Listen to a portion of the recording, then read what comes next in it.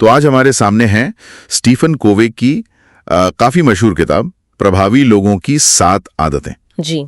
और इस पर आधारित एक रिव्यू है जी। और रिव्यू इसे पूरे 55 स्टार देता है।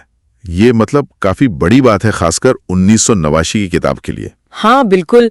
और ये रिव्यू जो है वो इस बात पर बहुत जोर देता है कि किताब सिर्फ टिप्स या ट्रिक्स नहीं देती। अच्छा। कोवे का जो मेन फोकस है वो पर्सनालिटी एथिक पर नहीं है, मतलब बाहरी दिखावा या तकनीक। उनका फोकस है कैरेक्टर एथिक पर, यानी हमारे अंदर की वैल्यूज, सिद्धांत, हमारा चरित्र। रिव्यू के हिसाब से यही इसकी असली ताकत है। हाँ, ये बात तो है। रिव्यू भी ये कहता है कि असली बदलाव जो है वो अंदर से आता है।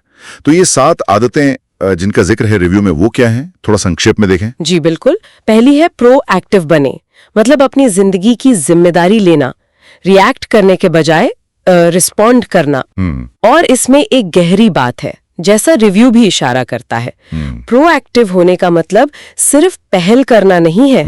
इसका मतलब है ये समझना कि हम अपने सर्कल ऑफ इन्फ्लुएंस पर ध्यान दें। मतलब जिन चीजों पर हमारा कंट्रोल है, हाँ। ना कि उन चीजों पर जो हमारे बस में नहीं है, जिसे कोवे सर्कल ऑफ कंसर्न कहते हैं। तो यहीं से वो पर्सनल जिम्मेदारी शुरू होती है। सही कहा। अच्छा, दूसरी आदत है अंत को ध्यान में रखकर शुरुआत करें। मतलब पहले मंजिल तय करना, अपना एक पर्सनल मिशन बनाना। जी, एक विजन रखना के जाना कहाँ है। तीसरी है पहले जरूरी काम करें। ये टाइम मैनेजमेंट से कुछ ज्यादा है शायद। हाँ, ये सिर्फ अर्जेंट काम निपटाना नहीं है, ये अपनी वैल्यूज के हिसाब से चीजों को प्राथमिकता देना है।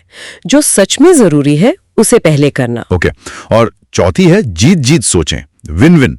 ऐसी सोच रखना जिससे सबका फायदा हो। और रिव्यू साफ कहता है कि ये सिर्फ कोई नेगोशिएशन की ट्रिक नहीं है।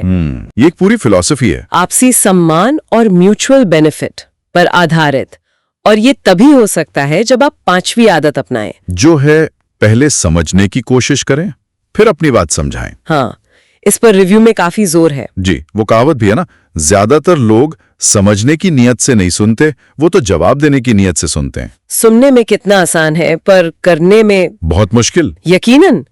रिव्यू इसे सहानुभूतिपूर्ण सुनना कहता है, मतलब एम्पैथेटिक लिसनिंग। अच्छा। सिर्फ शब्द नहीं सुनना, बल्कि सामने वाले की भावनाएं, उसका नजरिया, वो सब समझना। यही है अच्छे कम्युनिकेशन की, रिश्तों की नींव। और इसी से फिर छठी आदत जुड़ी है, तालमेल बिठाएं, सिनर्जीज। हाँ, ये सिनर्जी शब्द रिव्यू में भी जिक्र है कि किताब की भाषा कहीं कहीं थोड़ी फॉर्मल लग सकती है।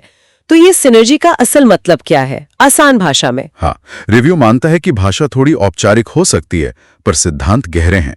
सिनर्जी या तालमेल का मतलब सिर्फ टीम वर्क नहीं है। ओके। इसका मतलब है कि जो मतभेद हैं, जो डिफरेंसेस हैं, उनका सम्मान करना और उन डिफरेंसेस को इस्तेमाल करके कुछ ऐसा क्रिएट करना जो अकेले नहीं हो सकता था। मतलब 1 + 1 सिर्फ 2 नहीं, 3 या शायद 5 हो जाए। वाह, ये तो काफी गहरा है। ये आपसी समझ और वो विन विन सोच का ही नतीजा है, देखा जाए तो। समझ गया। और फिर आखिर में 7वीं आदत, आरी तेज करे, शार्पन द सॉ। जी, यानी खुद को मेंटेन रखना, शारीरिक, मानसिक, भावनात्मक और आध्यात्मिक रूप से। रिव्यू कहता है कि ये आदत बाकी सबको सपोर्ट करती है। बिल्कुल। ये बैलेंस और लगातार खुद पर काम करते रहने की आदत है, खुद को रिचार्ज करना। लेकिन रिव्यू ये भी साफ करता है कि भाई ये किताब कोई जादू की छड़ी नहीं है।